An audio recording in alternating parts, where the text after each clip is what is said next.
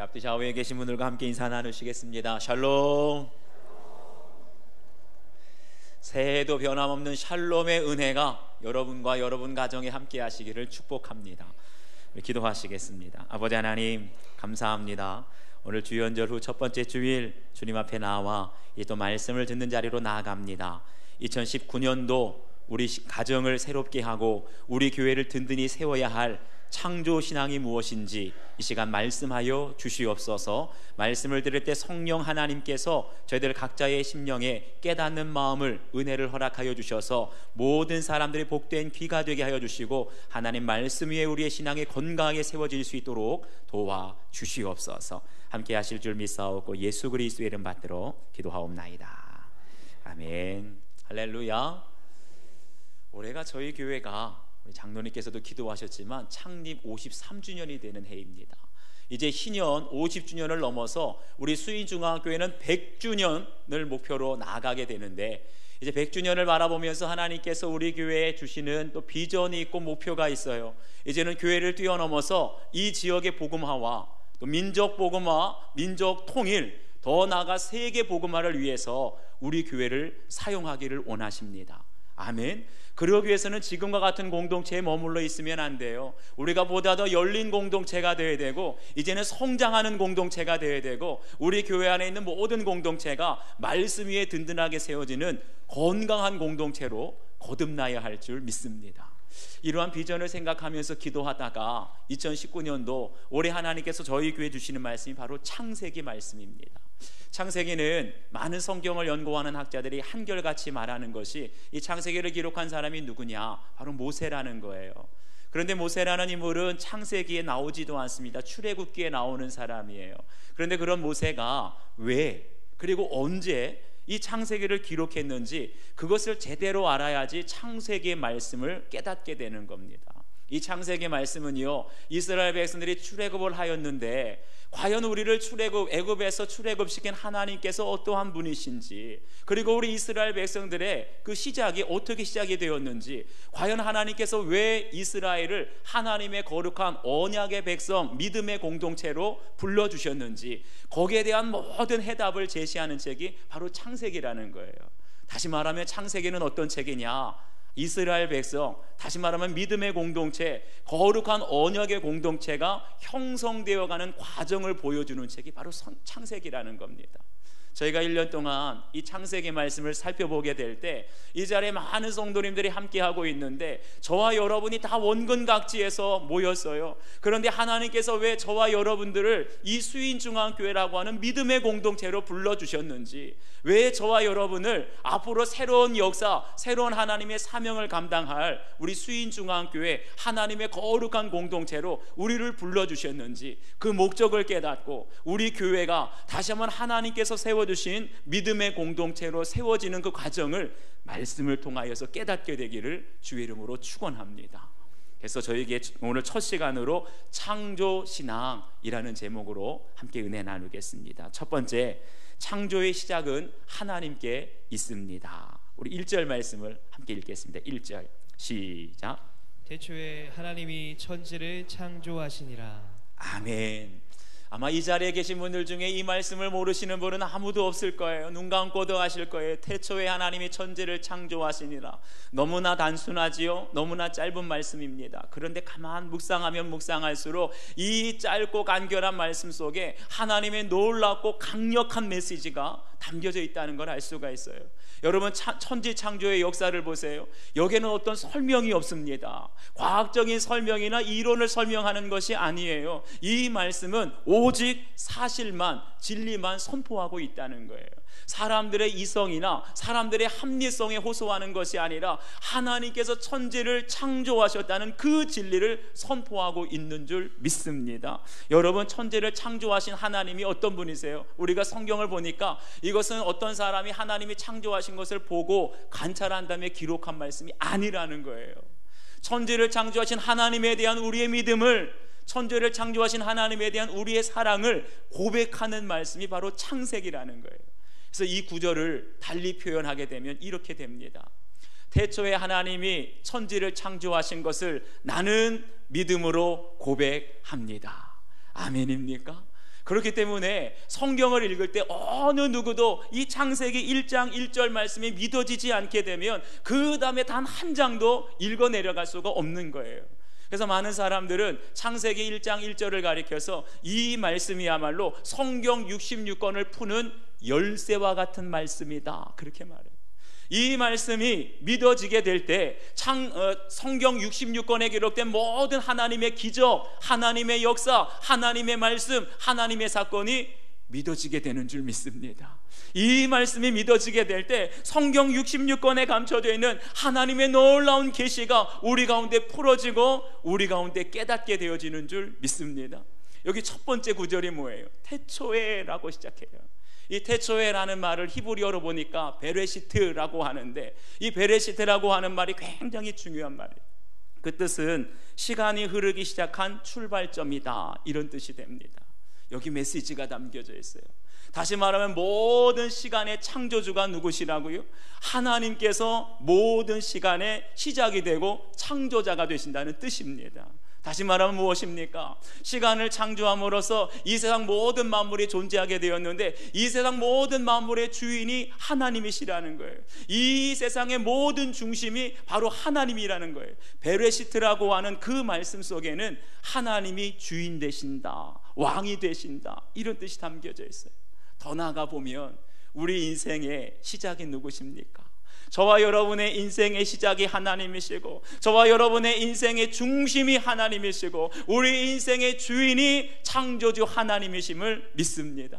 바로 여기에 우리 인생의 모든 문제가 비롯된다는 거예요. 사랑하는 여러분, 인생의 문제가 어디에서 시작됩니까? 만물의 중심이, 만물의 주인이 하나님이시는데 하나님 대신에 인간인 내가 주인이 되려고 하고 인간인 내가 세상의 내 인생의 중심이 되려고 할 때 모든 문제가 시작되는 것 아니겠습니까? 이제는 우리가 돌이켜야 된다는 거예요. 내가 주인이 아니라, 내가 세상의 중심이 아니라 하나님을 중심에 모시고 하나님이 내 인생의 주인 되는 창조 신앙을 회복하게 될 때 우리가 잃어버렸던 것 다시 되찾게 될 줄 믿습니다. 우리 인생에 무너진 것들, 망가진 것들 다시 하나님께서 회복시켜 주실 줄 믿습니다. 이렇게 우리가 하나님만이 시간의 창조자가 되시고 하나님만이 만물의 중심이 되시고 내 인생의 주인이 되어주신다, 이것을 깨닫게 될 때 저와 여러분의 어떤 존재인가를 깨닫게 된다는 거예요. 여러분, 창조주 하나님이 계신다는 것이 무슨 뜻입니까? 다시 말하면 온 세상 만물과 저와 여러분 인생에 창조주의 목적이 있다는 뜻이에요. 하나님의 목적을 깨닫고 하나님의 사명을 깨닫고 그럴 때 우리가 정말 하찮은 존재가 아니라 우리가 얼마나 위대하고 존귀한 존재인가를 깨닫는 사람만이 그 인생을 허비하지 않고 함부로 살지 않게 되는 줄 믿습니다. 예전에 하버드 대학의 총장이었던 킴 클라크라고 하는 박사가 계신데 그분이 2007년도 하버드 대학 졸업식에 유명한 축사를 남겼어요. 많이 알려져 있는데 그 축사에서 대학교를 졸업하는 학생들에게 이런 말을 합니다. 저희 어머니는 매일 아침 문을 나서는 저를 돌려 세워서 허리를 숙이시고 무릎을 낮추어 저와 눈을 맞추며 이렇게 말씀해 주셨습니다.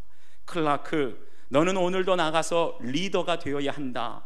옳거나 그르다고 생각하는 것에서 물러서지 마라. 어떤 사람도 너를 함부로 대학에 허락해서는 안 된다.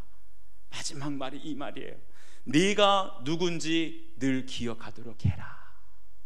엄마가 맨날 아침에 학교를 나가는 그 아들에게 뭐라 그러냐면 네가 누구인지 기억하라는 거예요. 내가 얼마나 존귀한 하나님의 자녀인지, 내가 얼마나 사랑받는 하나님의 자녀인지, 내가 얼마나 위대한 사람이 될 것인지 기억하라는 거예요. 사랑하는 여러분, 우리가 창조주 하나님을 알지 못하면, 나를 지으시고 내 인생의 목적 가지고 계신 하나님을 알지 못하면 내가 어떤 사람인지, 내가 얼마나 위대하고 존귀한 사람인지 깨달을 수가 없다는 거예요. 창조신앙을 가질 때 온 세상이 우연히 존재하는 것이 아니라 창조주 하나님의 계획과 목적과 섭리 속에 천지만물이 존재하고 내 인생이 존재한다는 걸 깨닫게 될 때 우리가 존귀한 사람이고 하나님의 사랑받는 사람이고 하나님의 위대한 작품이라는 것을 깨닫게 될 때 우리의 인생이 빛나게 될 줄 믿습니다. 창조의 신앙이 아니면 깨달을 수 없는 거예요. 우리가 이러한 창조의 신앙을, 창조의 믿음으로 회복하게 될 때 여러분이 존재하는 목적을 알게 될 것이고, 우리가 이전에 알지 못했던 우리 인생의 목적과 사명을 다시 깨닫게 될 줄 믿습니다. 우리 교회가 53년 전에 개척하게 될 때 여러분, 사람이 만든 것 아니에요. 하나님께서 우리 교회의 시작인 줄 믿습니다. 이 고백은 다시 말하면 우리 교회의 주인은 사람이 아니라 창조주 하나님께서 우리 교회의 주인이 되시고 목적이 되시는 줄 믿습니다. 이 창조의 신앙을 가질 때 우리 교회 앞으로 100주년을 향하여 나아가게 될 때 새로운 하나님의 사명, 우리 교회가 존재하는 목적을 깨닫게 되는 줄 믿습니다. 여러분 가정도 마찬가지예요. 남편과 아내가 만나서 가정을 세운 것 같지만 여러분 가정의 시작은 하나님이신 줄 믿습니다. 여러분 가정의 주인이 하나님을 인정하고 여러분 가정의 중심이 하나님이심을 인정하게 될 때 여러분 가정이 존재하는 목적을 새롭게 깨닫게 되는 거예요. 하나님의 사명, 가정을 향하신 하나님의 사명, 우리 교회를 향한 하나님의 사명을 우리가 다시 한번 깨닫게 될 때 오직 창조의 신앙으로 우리의 인생을, 우리의 신앙생활을 창조적으로 해나가게 될 줄 믿습니다. 여러분, 적용 질문 한번 드려볼게요. 적용해 보세요. 하나님이 창조주이심을 믿고 여러분 인생의 주인이심을 믿으십니까? 창조주 하나님을 내 인생에 믿을 때 우리 인생에 다시 회복해야 할 인생의 목적이 무엇인지, 우리의 사명이 무엇인지 다시 한번 묵상해 보시기를 바랍니다. 두 번째는 창조 안에는 여전히 혼돈과 공허와 흑암이 있었다는 거예요. 우리 2절 말씀 함께 읽겠습니다. 2절 시작. 땅이 혼돈하고 공허하며 흑암이 깊음 위에 있고 하나님의 영은 수면 위에 운행하시니라. 아멘. 1절에서 분명히 하나님께서 하늘과 땅, 천지를 창조하셨다고 했는데 여기 보니까 땅이 공허하고 혼돈하고 공허하다라고 말합니다. 그런데 이 구절을 히브리 원어 성경으로 보면 우리 한글 성경과 조금만 다르게 나옵니다. 그 문자적으로 보면 그런데 바로 그 땅이 혼돈하고 공허하다 이렇게 되어 있어요. 하나님께서 창조하셨으면 여러분 뭔가 아름다운 것이 있고 하나님께서 창조하셨으면 뭔가 멋진 것이 있어야 되지 않겠습니까? 그런데 그 땅에, 하나님이 창조하신 그 땅에 혼돈이 있고 공허하였다라고 말하고 있어요. 여기서 혼돈과 공허라는 말은 한마디로 말하게 되면 황폐한 상태를 말해요. 전쟁이 일어나고 나면 온 땅이 다 불타버리고 무너지고 황무지와 같지 않습니까? 그런 상태를 가리킵니다. 그런데 좀 구체적으로 보게 되면 여기서 혼돈이라는 말은 무질서한 상태를 가리켜요. 영어로 formless, 아무런 형태가 없이 다 무너진 상태. 그리고 공허라는 것은 공백과 같이 정말 그야말로 아무것도 없는 그런 상태를 가리킵니다. 여기 메시지가 담겨져 있다는 거예요. 하나님께서 이 땅을 창조하셨는데 거기에 혼돈과 공허가 있다. 다시 말하면 하나님께서 창조하신 역사 속에 여전히 불완전한 것이 있다는 거예요. 저와 여러분이 예수님을 믿었지만 여전히 우리 안에 무엇이 있습니까? 죄가 있고 육신의 소욕과 정욕이 남아있다는 것과 같다는 거예요. 여러분 보세요. 예수님께서 십자가를 지심으로 말미암아 마귀의 모든 권세가 무너지고 박멸된 줄 믿습니다. 예수님께서 십자가를 지심으로 말미암아 우리는 모든 영적인 전쟁에서 영원한 승리를 얻게 된 줄 믿습니다. 그렇지만 여전히 우리 안에 뭐가 있어요? 죄가 있다는 거예요. 분명히 예수님께서 십자가를 지시고 영원한 승리를 주셨지만 이 땅에 아직도 악의 세력이 있고 흑암의 권세가 남아 있다는 거예요. 하나님께서 창조하신 세상에 혼돈이 있고 공허가 있고 흑암이 있는 것처럼 예수님을 믿고 구원받은 우리 안에 뭐가 있어요? 정욕이 있고 미움이 있고 시기와 교만이 남아있지 않습니까? 그렇기 때문에 우리는 날마다 나는 죽고 예수로 살고 하루 24시간 예수님을 바라보는 삶을 살게 될 때 우리 안에 여전히 남아있는 혼돈과 공허와 흑암이 변화되어서 예수 그리스도의 빛과 진리와 생명으로 변화되는 줄 믿습니다. 근데 성경에 기록된 하나님의 창조의 역사를, 구약의 창세기에 있는 하나님의 창조의 역사를 가만히 살펴보게 되면 복음서에 나오는 믿지 않는 사람들, 죄인들이 예수님께 나오는 그 과정하고 흡사하다는 것을 알게 돼요. 누가복음 8장을 보게 되면 거라사 지방에 귀신 들린 한 사람의 이야기가 나옵니다. 그런데 그 귀신 들린 사람이 얼마나 난폭했는지 사람들이 그 사람에게 쇠사슬을 그리고 고랑을 채웠는데 그 스스로의 힘으로, 귀신의 힘으로 쇠사슬을 끊어버리고 고랑을 깨뜨렸다 그랬어요. 그러니까 아무도 이 사람을 제어할 수가 없어서 마을에서 멀리 떨어진 산속 무덤 사이에 이 사람을 갖다 둡니다. 그런데 이 사람이 옷도 입지 않고 벌거벗고 홀로 그 무덤 사이에서 생활하고 있는데, 여러분 한번 생각해 보세요. 사람들이 주변에, 마을이 아무도 없습니다. 인가가 없습니다. 무덤 사이에서 혼자 생활하면서 벌거벗고 생활하는데 과연 그 사람의 꼴이 어땠을까요? 짐승 같지 않았겠습니까? 제가 예전에 있던 교회에서 한 번은 어떤 성도님이 전직 무당을 전도를 하셨어요. 귀신 들린 사람 아닙니까? 그런데 이 무당을 전도를 했는데 그 무당이 하루는 신방 좀 와달라고 부탁을 한 거예요. 그래서 신방을 가려다 보니까 권사님들도, 기도 많이 하는 권사님들도 전직 무당이라 그러니까 겁을 내시더라고요. 이렇게 당황을 하시면서 나는 다른 일이 있어서 오늘 못 가겠다고. 그래도 기도 많이 하는 권사님들을 모시고 그 소위 말해서 무당, 전직 무당의 집으로 신방을 갔어요. 저도 기도 단단히 하고 갔습니다.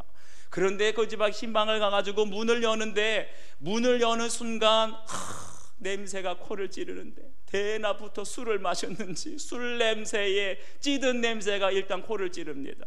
문을 열고 들어가 보니까 대낮인데도 얼마나 이 사람이 생활에 정리정돈이 안 됐는지 집안이 지저분해요.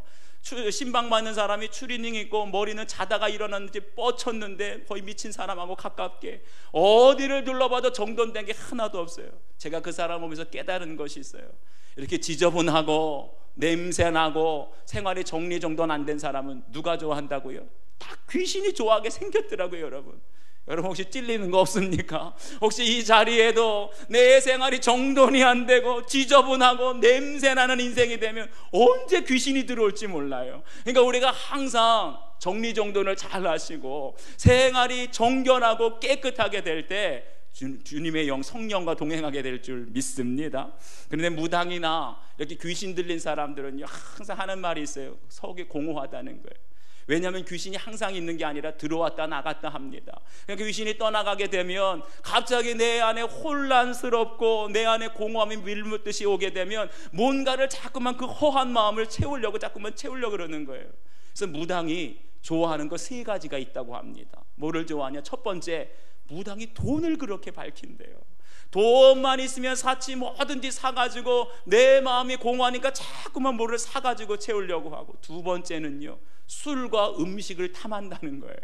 왜요? 속이 공허하니까 자꾸만 뭔가 먹어서 마셔서 취해서 뭔가 내 허한 마음을 채우려고 하고요. 세 번째, 무당이요, 남자를 좋아한답니다.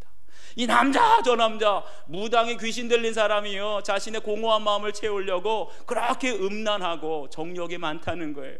그런데 아무리 돈을 쓰고 음식이나 술을 마시고 이 남자 저 남자 만난다고 해가지고 그 공허한 마음, 혼돈한 마음이 채워질 수 있겠습니까? 아무리 해도 채워지지 않으니까 더 지저분해지고 더 질서가 없는 무질서한 생활이 되는 거예요. 그런데 그런 사람들이 예수님을 만나고 예수님을 믿게 되면 가장 먼저 나타나는 변화가 뭔 줄 아십니까? 외모가 단정해진다는 거예요. 생활이 질서가 잡히게 된다는 거예요. 성경을 보니까 이 거라사에 귀신 들렸던 사람이 예수님을 만나고 예수님을 믿게 되니까 어떻게 변화됐느냐? 성경은 이렇게 말합니다. 옷을 입고 정신이 온전하여 예수님의 발치에 앉았더라. 아멘입니까? 예수님을 믿게 되니까 정신이 온전해지는 거예요. 예수님을 믿게 되니까 정신이 온전해지니까 일단은 옷을 벗었던 사람이 옷을 입게 되고 단정하게 되는 줄 믿습니다. 그렇게 하게 되면 우리의 생활에 질서가 잡히게 되고 내가 어디에 있어야 되는지 예수님의 말씀을 듣고 예배드리는 자리로 나아가게 되는 줄 믿습니다. 사랑하는 여러분, 여기 저희들에게 주는 놀라운 중요한 메시지가 있어요. 우리가 비록 예수님을 믿지만, 우리가 비록 교회 예배드리는 자리, 심지어는 교회에서 열심히 봉사하고 헌신한다 할지라도 저와 여러분 안에 여전히 혼돈이 있고 공허와 흑암이 있다는 걸 기억하시기 바랍니다. 자꾸만 내 속이 허하고 뭔가를 자꾸만 육신적인 것으로, 돈으로, 음식으로 채우려고 하는 것 아무래도 채워지지 않아요. 우리의 공허한 마음은 오직 예수님께서 오셔서 다스리실 때 채워지게 될 줄 믿습니다. 우리의 혼돈이 있고 공허한 심령에 오직 십자가의 은혜를 힘입으며 나아가게 될 때 우리의 공허함이 채워지게 될 줄 믿습니다. 그렇게 하게 될 때 우리의 삶이 단정해지고 우리의 삶이 정말 질서 잡힌, 균형 잡힌 영성으로 변화될 줄 믿습니다. 여러분 한번 적용해 보세요. 여전히 우리의 삶 속에 예수님이 주인 되지 못하고 나의 육신의 정욕과 욕심 때문에 혼돈과 공허가 반복되는 삶, 과연 무엇인지 적용해 보시기를 바랍니다. 이제 그러한 삶 속에 육신적인 것으로, 세상적인 것으로 채우려고 하지 마시고 오직 예수 그리스도의 십자가의 은혜를 힘입어 주님 앞에 나아가시는 여러분들 되시기를 축원합니다. 마지막 세 번째는요, 수면 위에 운행하시는 성령님이 계십니다. 우리 2절 말씀 한 번 더 읽겠습니다. 2절 시작. 땅이 혼돈하고 공허하며 흑암이 깊음 위에 있고 하나님의 영은 수면 위에 운행하시니라. 아멘. 여기 보니까 혼돈하고 공허하고 흑암이 깊음 위에 있는데 그 위에 누가 운행하셨다고요? 하나님의 영, 성령이 운행하셨더라. 할렐루야. 그런데 이 운행하신다라는 말을 히브리어 원어로 보니까 메라 헤페트라고 하는 단어가 쓰였는데, 원래 메라 헤페트라고 하는 말은 이 운행한다라는 뜻보다는 날개짓을 하다, 알을 품는다, 이런 뜻에 가깝습니다. 여러분, 알을 품고 날개짓을 하면 가장 먼저 떠오르는 게 뭐가 있습니까? 어미새, 어미닭이 떠오르지 않습니까? 다시 말하면 이 운행한다라는 말은 무슨 뜻이냐면 어미새가 자기의 알을 품고 새 생명을 잉태하기 위해서 정성을 다해서 알을 품는 모습, 그것과 같다는 거예요. 이 운행하신다 이 말을 보게 되면 하나님께서 천지를 창조하실 때 어떻게 창조하셨는지 마음속으로 상상할 수가 있는 거예요. 마치 그냥 공장에서 물건을 찍어내듯이 하늘의 별, 달 만드신 것이 아니라 하나님께서 저와 여러분을 창조하시고 천지 만물을 창조하실 때 마치 무엇처럼요? 어미새처럼, 어미새가 자신의 새끼, 자신의 알을 품게 되는데 어떻게 품겠어요? 대충 품지 않습니다.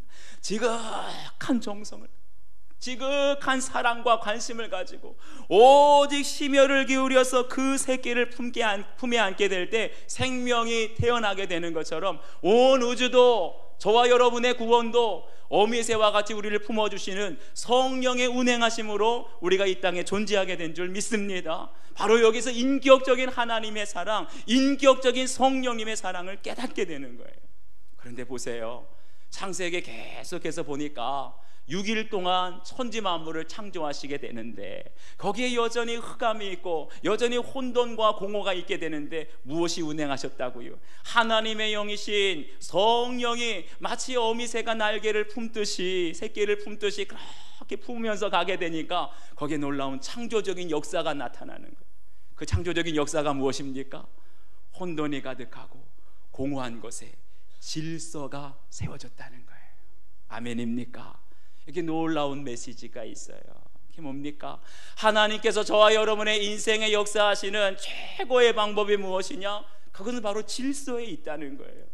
성령이 역사하시기 전에는 우리의 인생이 혼돈스럽고 방황할 수밖에 없다는 거예요. 성령이 역사하기 전에는 온 세상 만물이 무질서할 수밖에 없다는 거예요. 그런데 성령께서 저와 여러분의 인생에 역사하게 되면 혼란이 그치고 질서가 세워지는 줄 믿습니다. 성령이 우리 교회에 역사하게 되면 무질서가 떠나가게 되고 질서가 세워지게 되는 줄 믿습니다.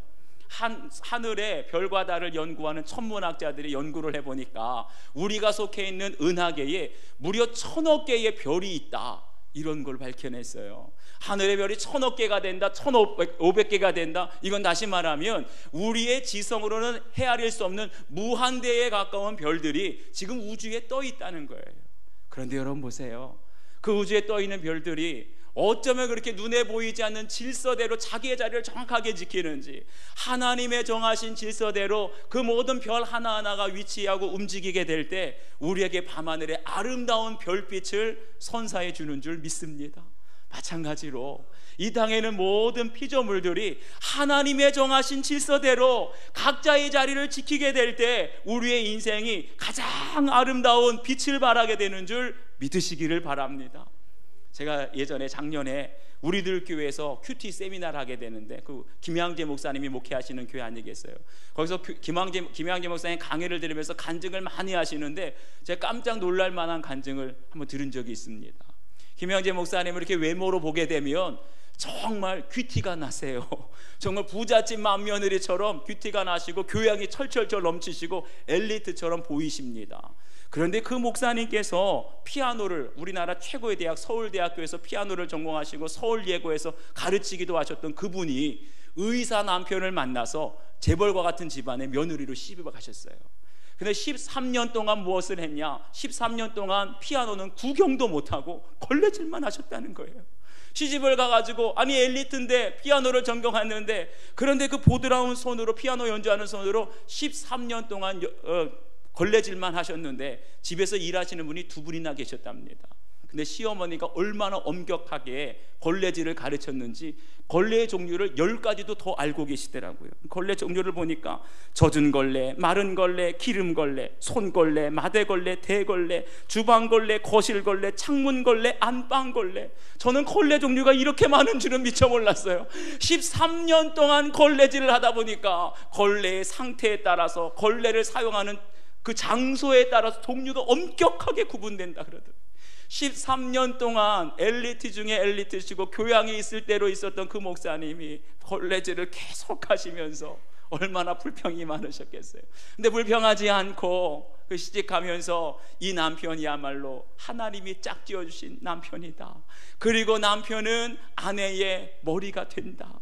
이 말씀대로 순종하면서 때로는 화가 날 때도 있었고 때로는 기가 막힐 때가 있었는데, 하나님이 정하신 그 질서, 그걸 깨뜨리지 않기 위해서 그 자리에서 걸레질을 하셨다는 거예요. 평생 목사님은 걸레질만 하다가 내 인생 끝나나 보다 했더니 하나님의 질서대로 하나님이 세워주신 그 자리에서 순종했더니 지금 15,000명이나 모이는 우리들 교회 담임 목사님이 되신 거예요. 평생 안방과 거실과 주방에서 걸레질만 하다가 끝나는 줄 알았는데 지금은 세계적으로 다니면서 하나님의 복음을 전하는 귀한 종으로 하늘의 별과 같이 빛나는 인생을 살고 있는 줄 믿습니다. 그것이 하나님의 질서대로 순종하는 사람에게 베푸시는 축복이고 인생의 결론이라는 거예요. 사랑하는 여러분, 여러분의 인생에 공허한 삶이 있습니까?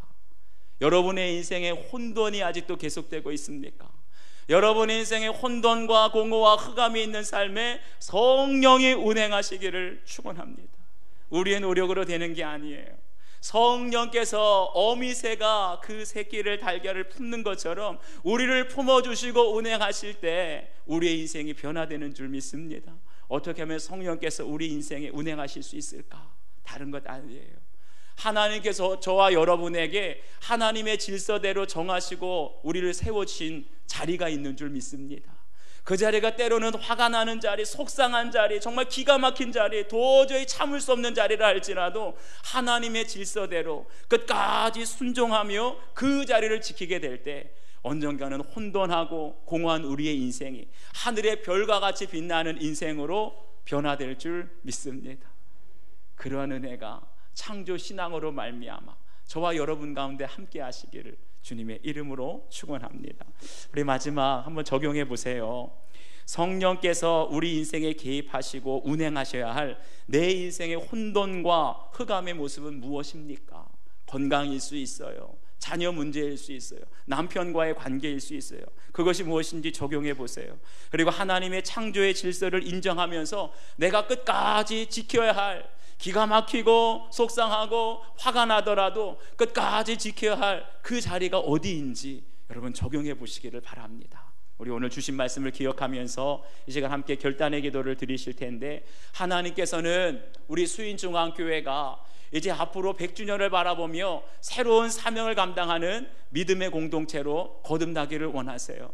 이를 위해서 원근각지에서 새로운 새 가족들을 계속해서 불러주시는데, 이제는 우리가 따로 신앙생활하는 것이 아니라 하나의 믿음의 공동체를 이루어 나가야 됩니다. 사명 공동체를 이루어야 됩니다. 그러기 위해서 우리 한 사람 한 사람이 창조신앙을 가져야 돼요. 창조신앙으로 하나님의 사명을 깨닫기를 원합니다. 창조신앙으로 우리의 흑암과 같은 혼돈한 우리의 인생에 다시 한번 십자가의 은혜가 임하기를 원하고 성령의 운행하시기를 원합니다. 우리 주신 말씀을 기억하면서 결단의 기도 함께 드리겠습니다. 기도합시다. 아버지 하나님 고맙습니다. 오늘도 저희들에게 주시는 말씀을 통하여서 과연 우리 교회가, 우리 가정이 바라보아야 할 인생의 목적, 신앙의 목적, 교회의 사명, 가정의 사명이 무엇인지 주님 말씀하여 주시옵소서. 창조신앙이 아니면 깨달을 수가 없습니다. 오직 하나님이 우리 인생의 시작이시고, 오직 하나님이 시간의 창조자가 되시며, 오직 하나님만이 우리의 인생의 중심이심을, 교회의 주인이심을 우리가 믿음으로 바라보게 될 때, 그럴 때 우리가 교회가 존재하는 이유를 알게 되고 우리 인생이 존재하게 되는 이유를 알게 되는 줄 믿습니다. 너는 존귀한 사람이라, 너는 사랑받는 사람이라, 너는 위대한 인생이 될 것이라고 주님 말씀하여 주셨는데, 이 창조의 신앙, 태초에 하나님이 천지를 창조하셨다는 믿음을 우리가 간직하게 될 때에 우리 인생의 목적을 발견할 수 있도록 도와주시고, 우리 교회가 나가야 할 방향을 깨달을 수 있도록 도와주시옵소서. 더 이상 혼돈과 공허와 흑암 속에 방황하는 인생이 아니라 이제는 그 가운데 십자가 지고 우리 가운데 오신 십자가의 은혜를 힘있게 하여 주시고, 질서 잡힌 인생으로 나가게 하시며 단정하고 성결한 인생으로 변화되게 하여 주셔서 성령이 우리의 인생 가운데 운행하시게 될 때, 아버지여, 창조적인 인생으로, 어둠 속에서 빛과 같이 바라는 인생으로 우리가 살아갈 수 있도록 도와주시옵소서. 아버지 하나님, 오늘도 저희들에게 교회를 새롭게 하라는, 공동체를 살리라는, 새로운 공동체로 하나님의 사명을 감당하라고 오늘 창세기 말씀을 주시니 감사합니다. 이 말씀을 통하여 다시 한번 우리들 한 사람 한 사람이 창조신앙으로 회복되기를 원합니다. 우연히 존재하는 사람 아무도 없고 오직 하나님의 특별한 목적과 섭리와 계획 속에 창조주 하나님께서 우리의 인생을, 우리의 가정을, 우리의 교회를 창조하신 줄 믿사오니, 그 믿음 위에 굳게 설 때 우리 가정의 사명을 깨닫게 하시고 우리 교회가 나가야 할 사명과 목적을 깨달을 수 있도록 도와주시옵소서. 더 이상 흑암 속에, 혼돈 속에, 공허 속에 방황하고 헛된 것으로 채우려고 하는 인생을 그치게 하여 주시고, 이제 우리의 공허한 인생에 십자가의 은혜를 힘있기를 원합니다. 이제는 단정하게 변화되게 하시고 질서 잡힌 인생으로 변화되게 될 때에 우리의 모든 삶의 구석구석마다 성령께서 운행하여 주실 때, 은혜의 날개로 덮어 주실 때, 우리의 흑암과 같은 인생이 하늘의 별과 같이 빛나는 인생으로, 우리의 슬픔과 눈물이 가득한 인생이 우리가 하나님의 질서에 순종하며 나아가게 될 때에 질서가 잡히고 빛나는 인생으로 변화될 수 있도록 하나님 역사하여 주시옵소서.